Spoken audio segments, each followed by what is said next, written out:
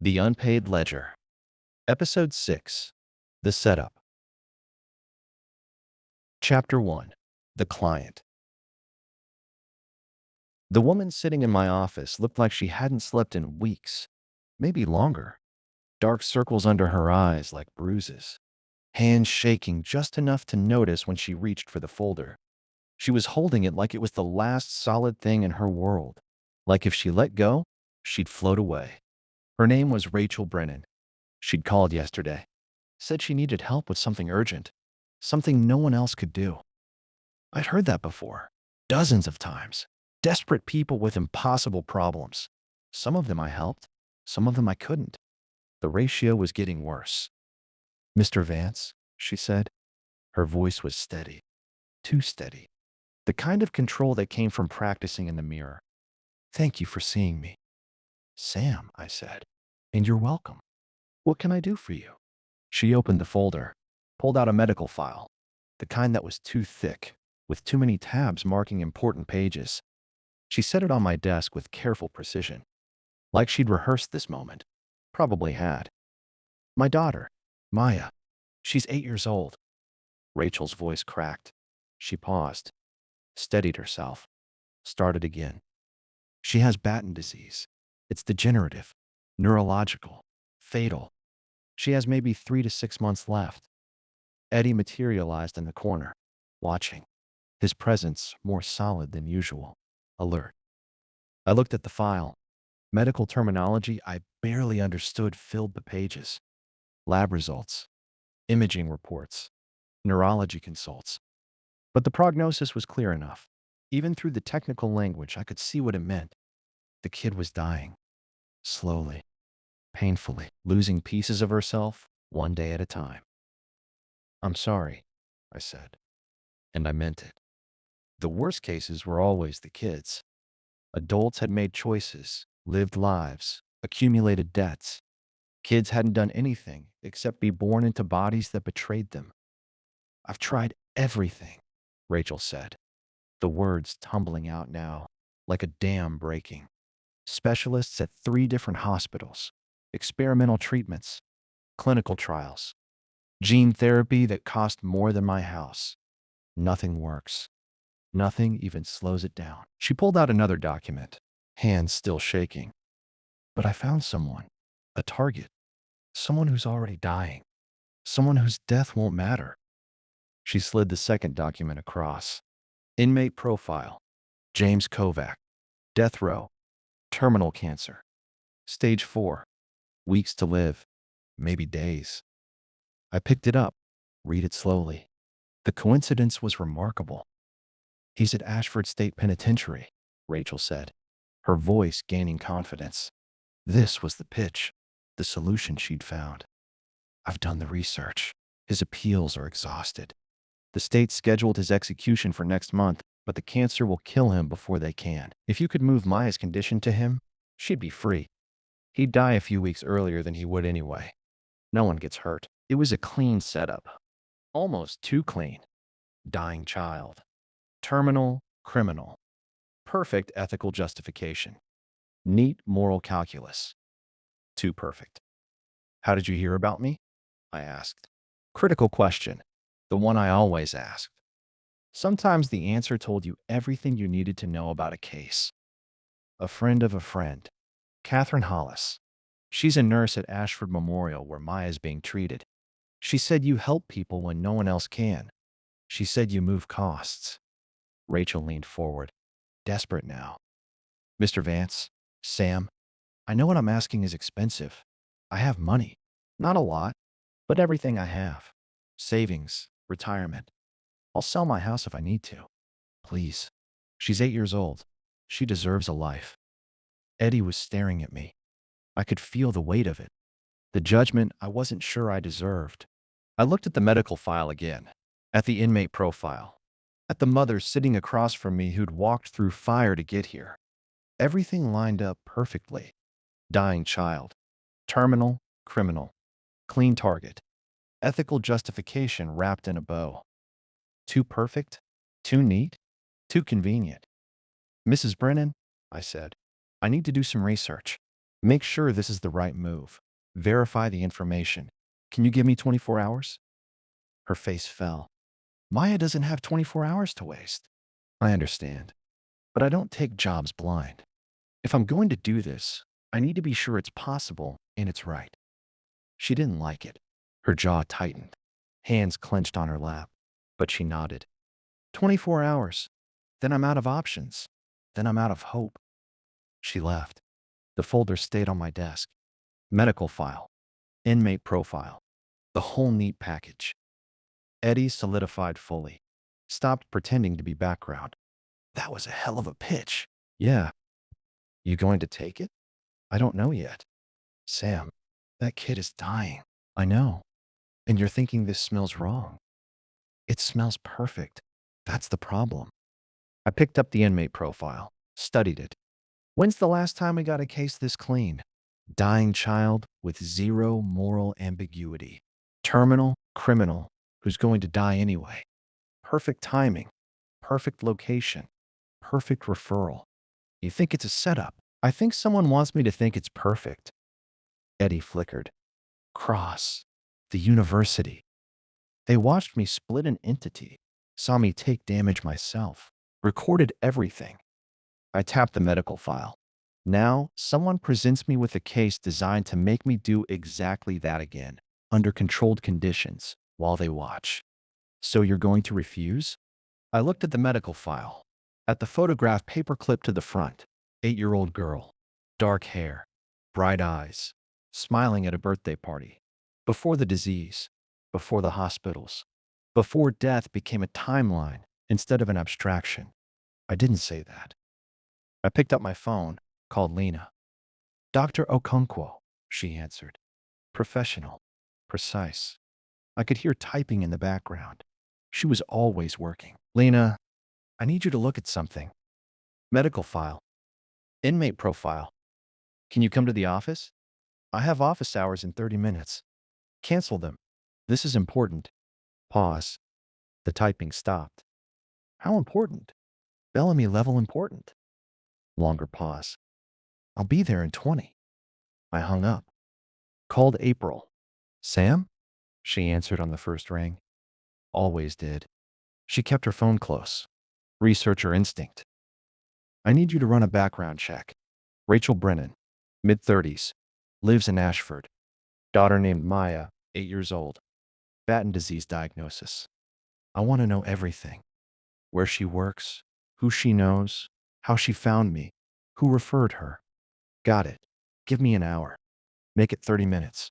Sam, I'm not magic. You're close enough. I hung up. Looked at Eddie. You think Bellamy set this up, he said. Statement, not question. Dr. Cross recorded everything at the university. They know what I am. They know I have a problem.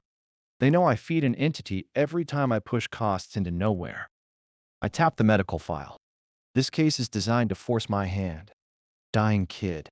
Perfect target. If I refuse, I'm the bad guy who let a child die.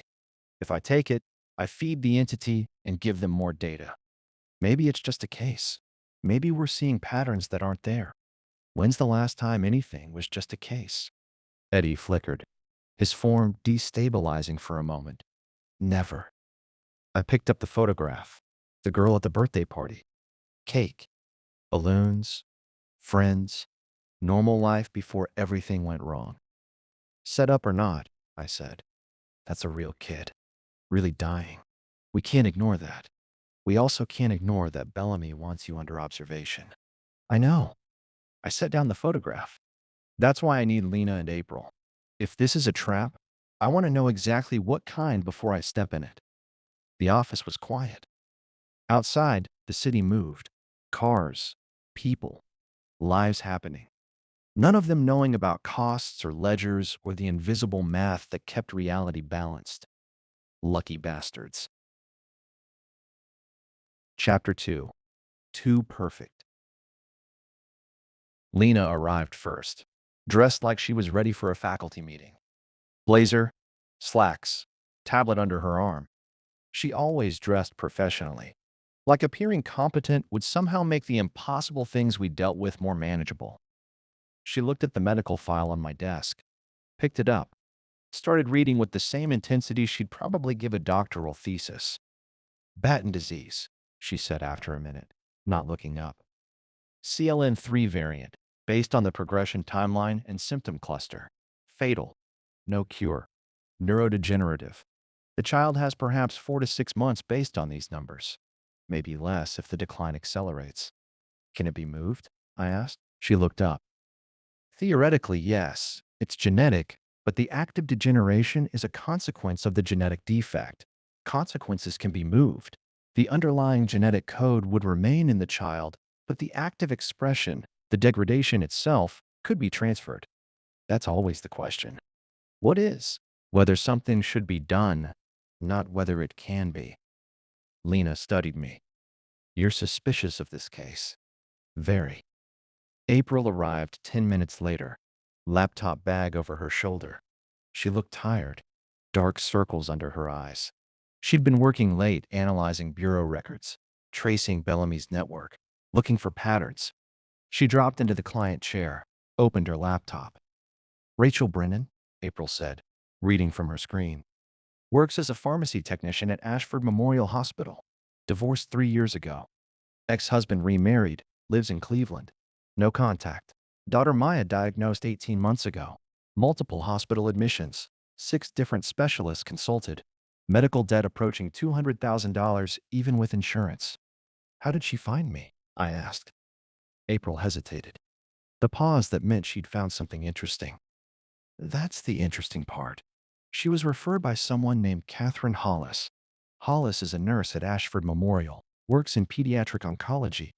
But when I dug into Hollis, her employment history gets weird. Weird how? She worked at 3 different hospitals in 5 years: Atlanta, Chicago, Seattle. Each time, there were adjusters operating in those cities. Each time, those adjusters handled unusual cases. Each time, Hollis left right after the adjusters either disappeared or died. Eddie leaned forward, his form solidifying. She's a plant. Could be coincidence, April said. But her tone said she didn't believe it. Nurses move around. It happens. What are the odds? Lena asked. April pulled up a spreadsheet. I calculated it. 3 cities, 3 adjusters, 3 suspicious outcomes. All connected to the same nurse? 0.002% probability of random occurrence. Lena was studying the inmate profile now. James Kovac's file. Death row. Terminal cancer. This is remarkably convenient. That's what I thought, I said. Let me rephrase. This is statistically improbable to the point of impossibility. She pulled up her tablet, started running calculations. Numbers appearing on screen, graphs forming. A death row inmate with terminal cancer who happens to be in the same city as your client, with a timeline that aligns perfectly with the child's prognosis, accessible for placement work. She showed me the results. The probability of this occurring naturally is 0.03%. So it's a setup, Eddie said. It's engineered, Lena corrected. Someone created these circumstances. Someone found a death row inmate with cancer, found a child with a genetic disease, connected them through a referral chain that leads to you. All the pieces placed deliberately. Derek walked in. He didn't knock. Never did. Moved like he owned every space he entered. Old auditor habits. Got your message. What's the problem? I filled him in, showed him the files, let him read April's research. Derek studied the inmate profile, his expression hardening. Ashford State Penitentiary, maximum security, death row wing. They don't let just anyone visit those inmates, especially not for placement work. But they'd let an adjuster with bureau authorization, I said. If you had bureau authorization, which you don't. Derek set down the profile. You'd need someone on the inside to arrange access. Someone with pull. Someone who could manufacture the paperwork. Someone like Calvin Rhodes, April said. Or someone Rhodes reports to, Lena added. Someone higher in the bureau hierarchy. Someone who can move pieces without oversight. The pieces were fitting together, too neatly. Like a puzzle someone had already solved and was just letting me find. Mother of pearl, I said. Bellamy set this whole thing up. Lena nodded. The client is real. The child is really dying. The emotional pressure is genuine. But the circumstances, the target, the referral chain, the timing, all orchestrated to present you with an impossible choice. Refuse, and I let a kid die, I said. Accept, and I feed the entity while Bellamy watches and records everything. It's a field test, Lena said, her academic brain analyzing the methodology. They want data on how your anomaly functions under specific conditions, controlled variables, observable outcomes. This is research, Sam. You're the subject. Eddie's form flickered. So, what do you do? Good question. The $1 million question. The one that didn't have a good answer. Marcus Bell appeared in my doorway, perfectly dressed despite it being late afternoon. Charcoal suit, burgundy tie, pocket square, carrying his leather case. Like he'd been invited to a formal dinner instead of walking into a crisis. Young man, Marcus said, looking at me. I heard you have a problem. How did you hear that? April called me. Marcus set down his case, looked at the files scattered across my desk, the medical file, the inmate profile, April's research notes. Dying child, death row inmate, perfect moral calculus. Someone's being clever. Bellamy, I said. Probably. Marcus opened his case, the vessels inside gleaming. But the child is still dying. That part's real. Her suffering doesn't stop being legitimate just because someone's using it to manipulate you. I know. So you have a choice to make. Do you let moral considerations about Bellamy's motives override your ability to help someone who needs it? That's not fair, April said, standing up. They're using that child as bait, as leverage. If Sam takes this job, he's playing right into their hands. Marcus smiled, gentle, sad. Life rarely is fair, my dear. But the child doesn't know she's bait. The mother doesn't know she's a pawn. To them, this is just desperation seeking help. So what? Derek said. We ignore the trap and walk into it anyway? We acknowledge the trap, I said, and we decide whether saving a kid is worth springing it. Chapter 3. The Target. I decided to visit James Kovac. If this was a setup, I wanted to see the target for myself. Look him in the eye, see if he knew what he was part of. Getting into Ashford State Penitentiary required some creative paperwork. Derek knew people, made some calls, called in favors from his auditor days. By late afternoon, I had visitor authorization as a spiritual counselor. Not technically lying, I did counsel people about spiritual matters, occasionally, when pressed. Eddie came with me, invisible to everyone but me. Derek stayed outside in the parking lot, just in case, armed, watching. The prison smelled like industrial cleaner in desperation. Ammonia and bleach trying to cover older smells. Sweat. Fear. Time moving too slowly. Guard at the front desk checked my ID twice. Ran it through the system. Made a phone call. Finally waved me through. The walk to death row took 15 minutes. Through checkpoints. Metal detectors. Locked doors that opened with buzzes and clangs. Each one closing behind me. Each one making it clearer that this was a place designed to keep people in. Death row was its own wing, separate from general population. Quiet. Not peaceful quiet. The kind that made your skin crawl. The silence of people waiting for appointments they couldn't cancel. They brought Kovac to a consultation room. Small, 8 by 10. Table bolted to the floor. Chairs that had seen better decades. A single camera in the corner. Red light blinking. Recording everything. James Kovac looked like death walking. Mid-50s, but looking 70. Gaunt. Skin yellowed from liver failure. Eyes sunken. He moved slowly. Each step deliberate. Like his body was something he had to negotiate with. Mr. Kovac, I said. My name is Sam Vance. I'm here to talk about spiritual matters. He sat down, studied me with eyes that had seen too much. You're not a priest? No. Good.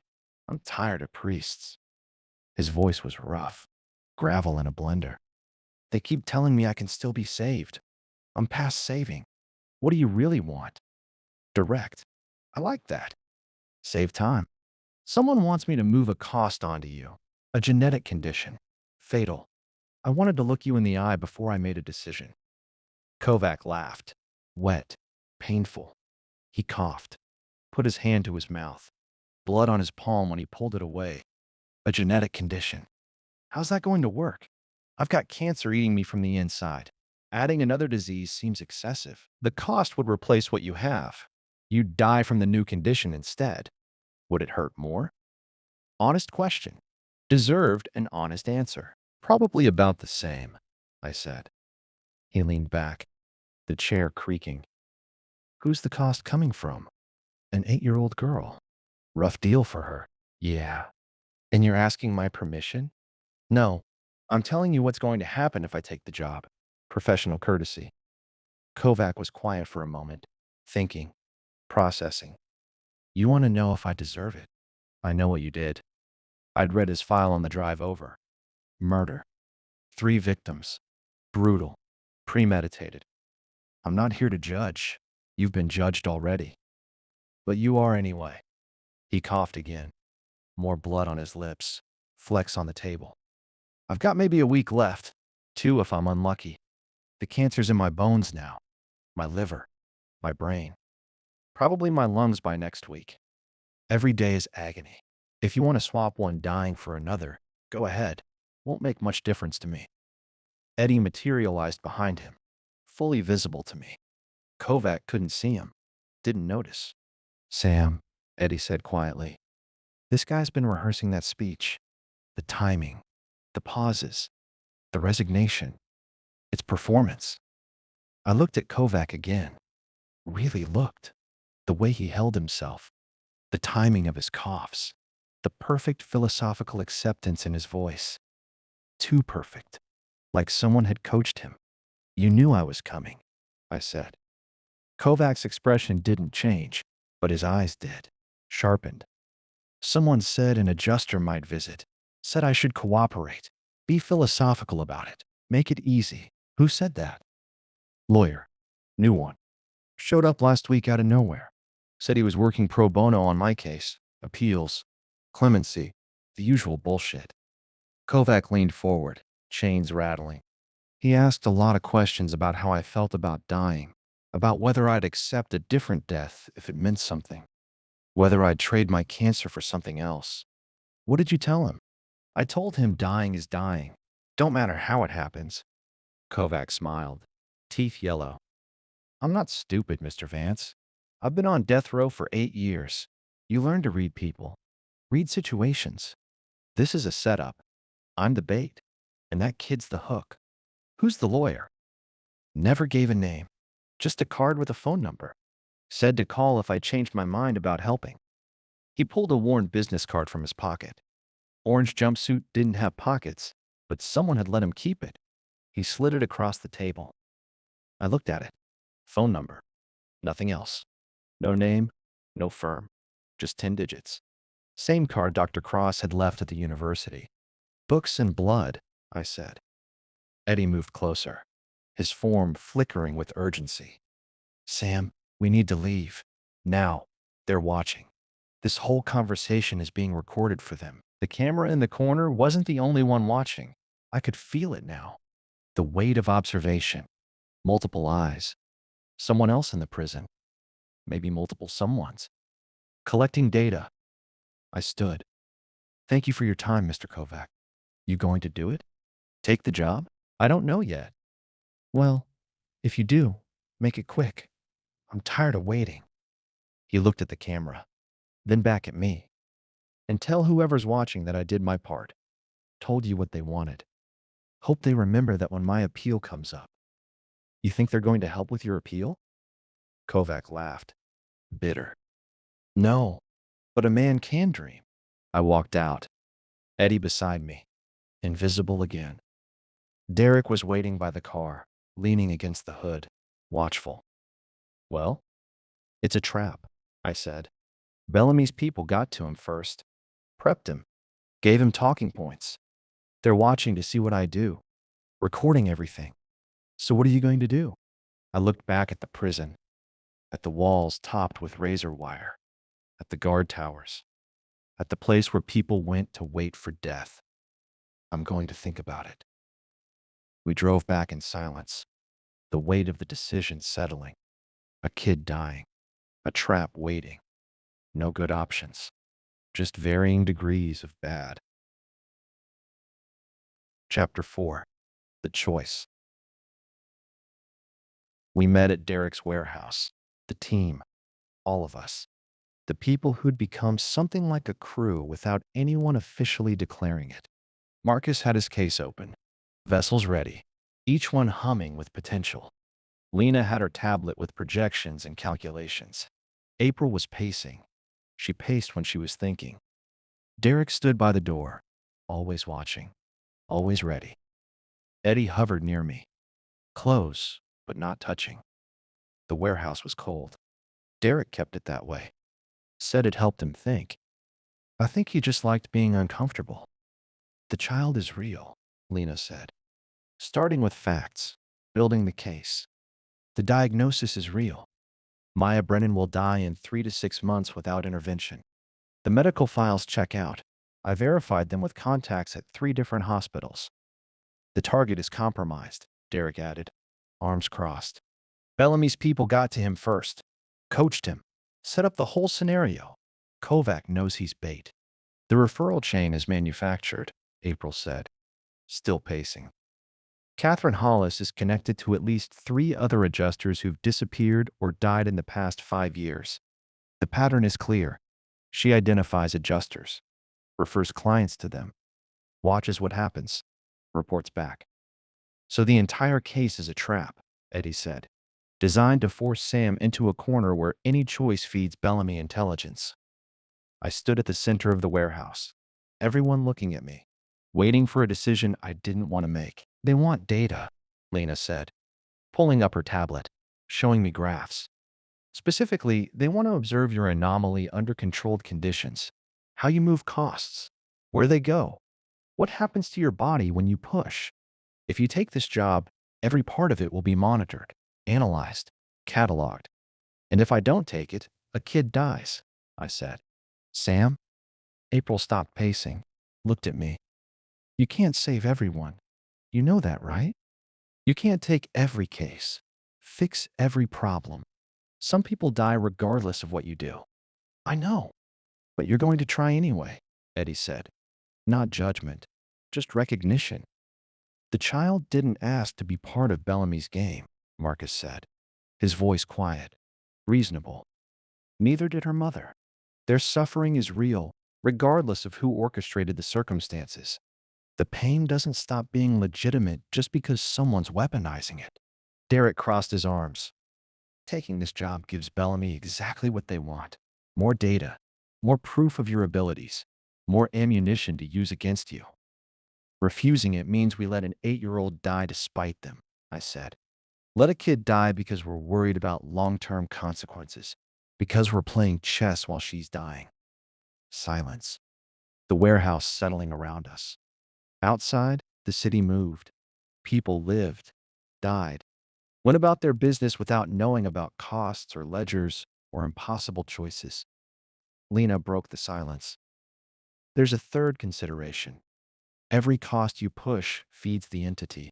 You have, at most, 2 to 3 years before catastrophic manifestation, before all those displaced costs come together into something you can't contain. This job accelerates that timeline. How much? I asked. She ran calculations, fingers moving across her screen, numbers appearing, graphs forming. If the cost vanishes as usual, you're looking at losing perhaps 2 weeks from your total time. Maybe more if the cost is particularly large. Genetic diseases are complex, deep. This one will be heavy. 2 weeks off a death sentence I already have, I said. Yes. I looked at Marcus. Can you contain this cost? He touched one of his vessels. Crystal. Clear. Beautiful in the way deadly things sometimes are.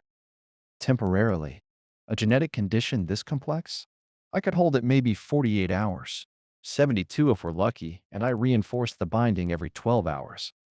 He pulled out the vessel, about the size of my fist. After that, it breaks free, seeks its natural target. What about splitting it? I asked, the idea forming as I spoke.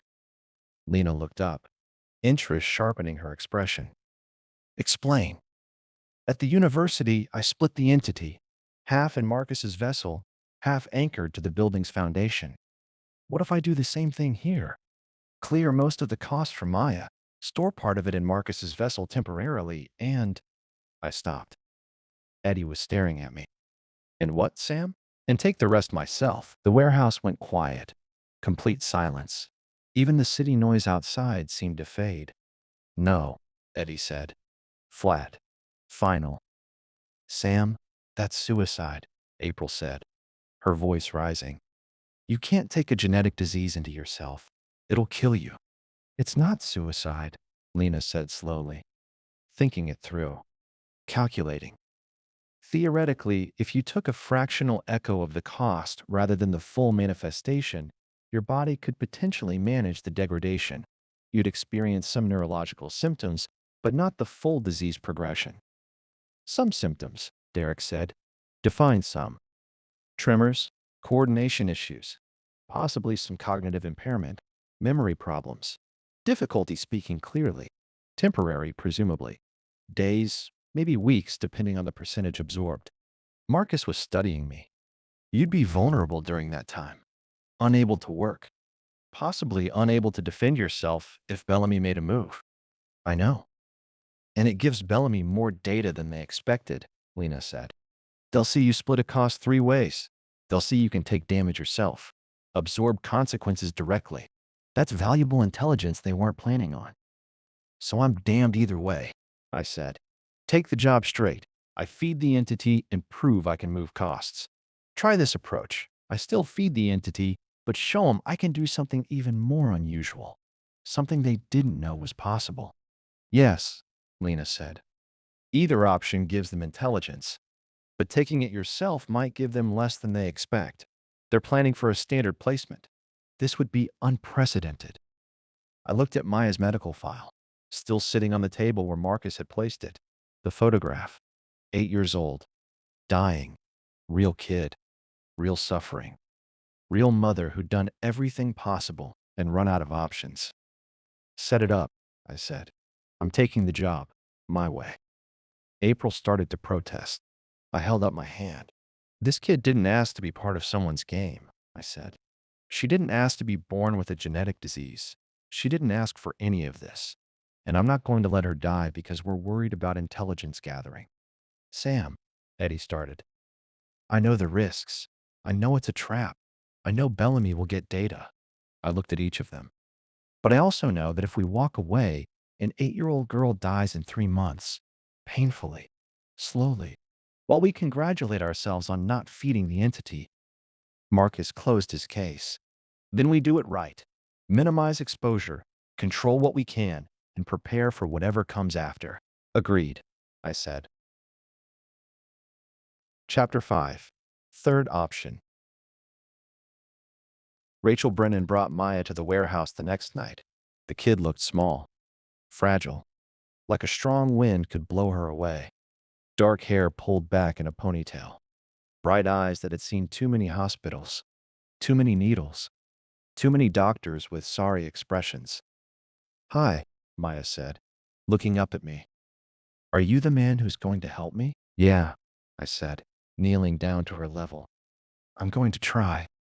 Rachel was crying, trying not to, failing, tears running down her face. She was holding Maya's hand like letting go meant losing her. Marcus had the crystal vessel ready, positioned on the table at the center of the warehouse. Lena had her sensors positioned around the space, measuring temperature, electromagnetic fields, whatever else she thought might be relevant. Derek stood watch by the door, weapon concealed, but ready. April was monitoring for any surveillance, electronic, physical, anything. Eddie stayed close to me, watching, worried. Mrs. Brennan, I said, I need to explain something. This isn't a normal placement. I'm going to split the cost. Part of it goes into a storage vessel. Part of it stays with me temporarily. Maya will be clear, but the work is complicated. I don't understand, Rachel said. You don't need to. Just know that I'm going to do everything I can to help her, and it's going to work. Rachel nodded, held Maya close, whispered something in her daughter's ear. I couldn't hear what. Probably better that way. I knelt down again, looked at Maya, met those bright eyes. This is going to feel weird, like something heavy lifting off you. Like you've been carrying something and suddenly it's gone. It won't hurt. I promise. Okay, Maya said, trusting. 8 years old and still believing adults when they promise things. I placed one hand on her shoulder, connected. I could feel the cost immediately. Deep, genetic, woven into every cell of her body. This wasn't a simple injury or acute illness. This was fundamental corruption. DNA transcribing wrong, proteins misfolding, neurons dying. The kind of thing that ate you from the inside out.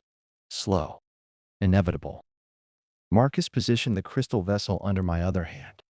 I touched it, felt the circuit form, the path, the cost would travel, through me, into the vessel, and into myself. Ready? Marcus asked. No, but let's do it anyway. I pushed. The cost flowed. Through me, not around, through. I felt it in excruciating detail. Hundreds of neural pathways degenerating, myelin sheaths breaking down, synapses misfiring, cells dying, brain tissue breaking down one neuron at a time, memory loss, motor control failure, seizures, blindness, speech loss, everything that made a person slowly eroding. I felt all of it, the full weight, the complete horror. Then I split it. Majority into the vessel, 80%. Marcus's crystal flared white hot. The temperature in the warehouse spiked. The cost compressed, contained, barely. The vessel humming, vibrating, stressed to its limit. 10% I let dissipate into nowhere, into the entity, feeding it, making it bigger. Couldn't avoid it entirely. This was too large.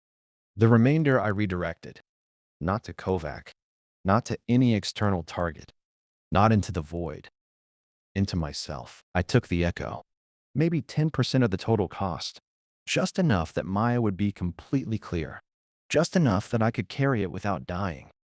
The degradation hit me like a truck. My hands started shaking, violent tremors, vision blurred, doubled, tripled, thoughts scattered. I could feel neurons misfiring, pathways breaking down, my brain trying to process the damage, failing. Not fatal, not permanent, but mother of pearl, it hurt. My legs gave out. I collapsed. Derek caught me before I hit the floor. Maya took a deep breath. The first easy breath she'd probably had in months. Her eyes cleared. Color returned to her cheeks. The weight she'd been carrying, the invisible burden of dying cells and breaking neurons, gone, lifted. Mommy? She said, voice clear, strong. I feel better. Rachel was sobbing, holding her daughter, checking her face, her hands, looking for signs of the disease, finding none. Thank you, thank you, thank you. Lena was checking her sensors, monitoring the readings. Remarkable. Bilateral dispersal with self-infliction. Trilateral if we count the fraction that went into the void. Sam, can you hear me? Yeah, I managed. My voice slurred, tongue thick, motor control degrading. I can hear you. You're experiencing approximately 8 to 12% of the full condition, neural degradation, motor control impairment, some cognitive disruption, but manageable.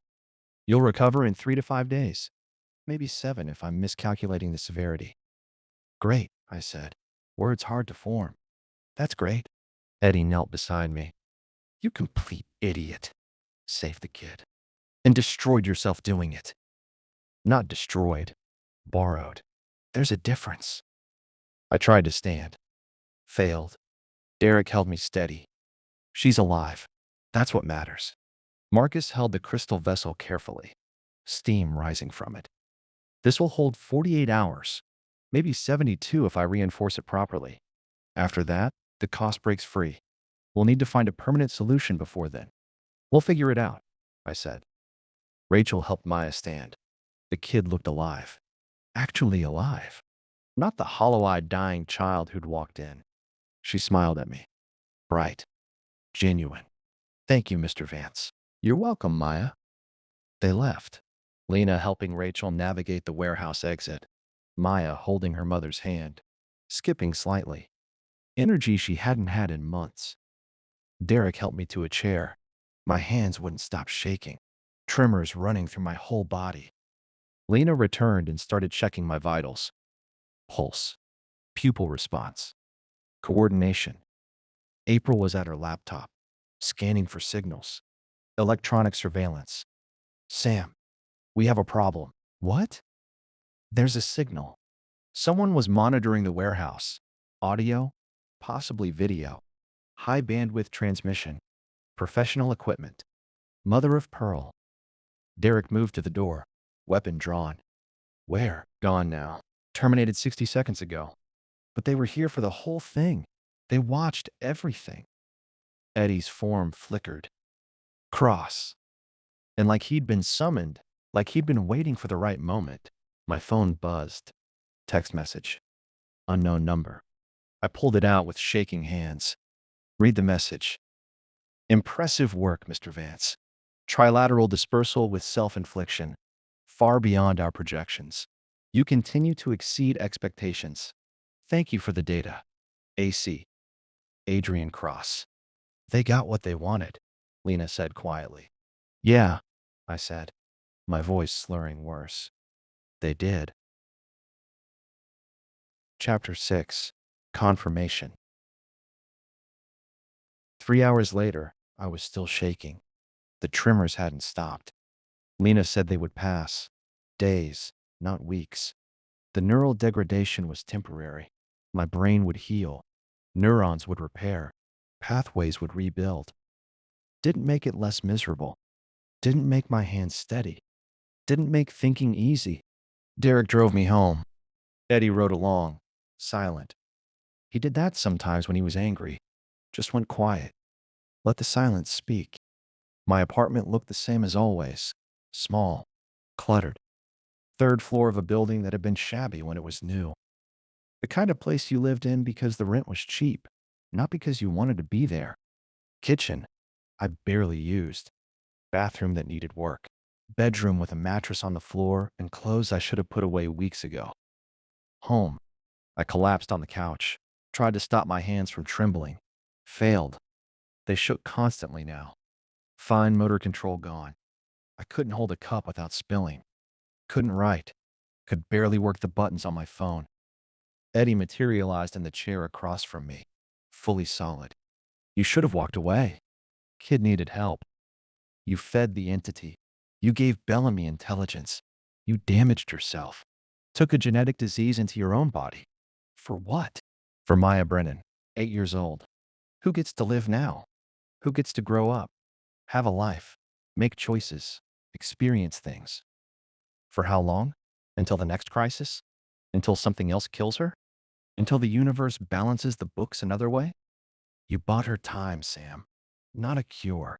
Not immortality. Time. Time is all any of us have. Eddie was quiet for a moment. Then, you know this isn't over. I know. They're going to keep testing you. Keep pushing. Keep presenting impossible choices. Seeing what you can do. How far you'll go. Building a profile. I know. And every time you help someone, you feed that thing. Make it bigger. Stronger. Bring your own death closer. I know, Eddie. I know.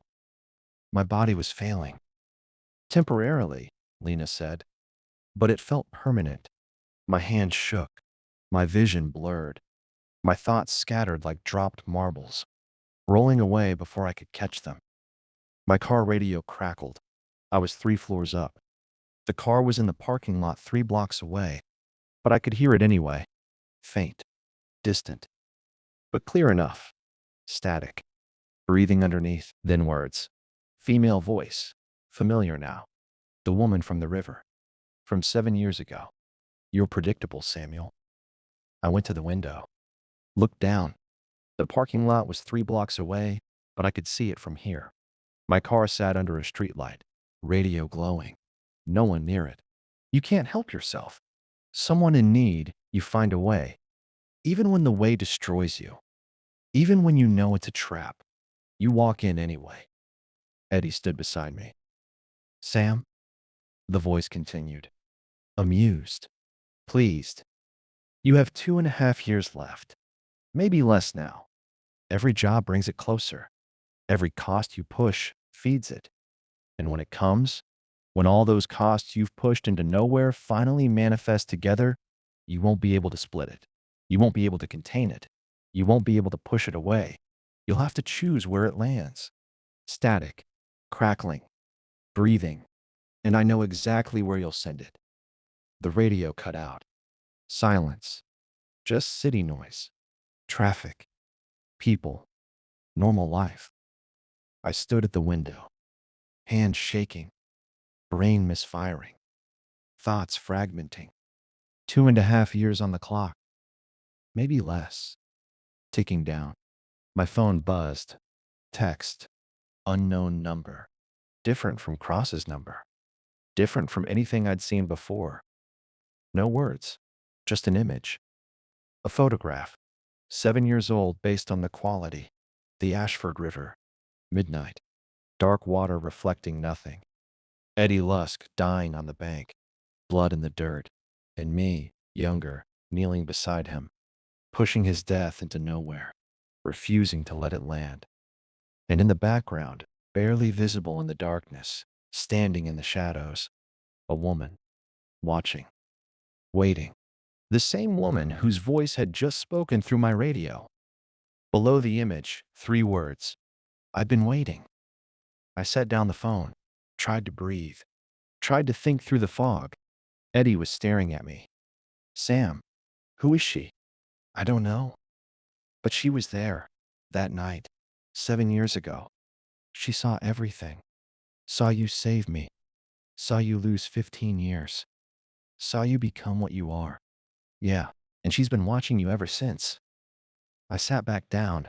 My legs couldn't hold me anymore. I tried to breathe. My lungs worked. My heart beat. My brain kept sending signals even if they were wrong signals. For now. We need to talk about that night, Eddie said. Really talk. No more avoiding it. No more deflecting. No more changing the subject. I know. What happened, Sam? What really happened? I looked at the photograph on my phone. At the woman in the shadows. At Eddie dying. At the moment I became what I am. The moment everything changed. Tomorrow, I said. We'll talk tomorrow. You've been saying that for 7 years. I know. It's not tomorrow anymore. It's now. She's here. She's making moves. She knows things. And we don't even know who she is or what she wants. I closed my eyes. The tremors were getting worse. My hands shaking so badly I couldn't hold the phone steady. Vision fragmenting. Thoughts scattering. Her name is Auditor Leland, I said quietly. Finally, after 7 years of avoiding this conversation. Or it was. 7 years ago. She was bureau. High level. She was there to monitor me on a job. A difficult placement. High risk. The job went wrong. Eddie died. I refused to let it land. Refused to accept it. And she just watched. Didn't stop me. Didn't intervene.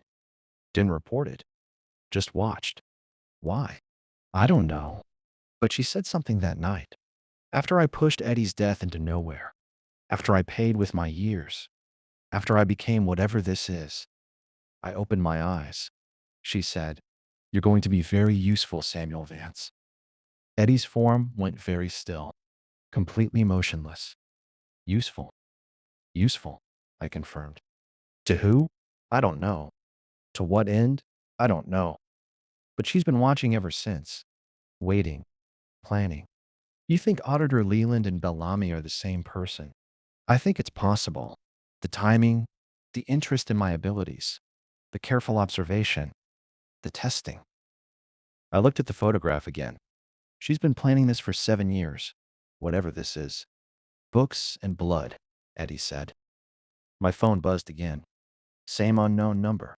One more message. The final message. See you soon, Samuel. We have so much to discuss. I set the phone down, tried to stop shaking. Couldn't.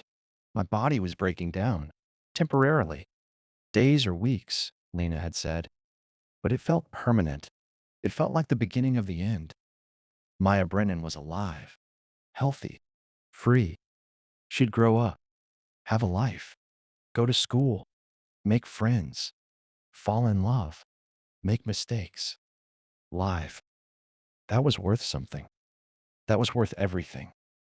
But I'd given Bellamy exactly what she wanted: intelligence, data, proof of concept, evidence that I could do things no adjuster should be able to do. And now she was coming.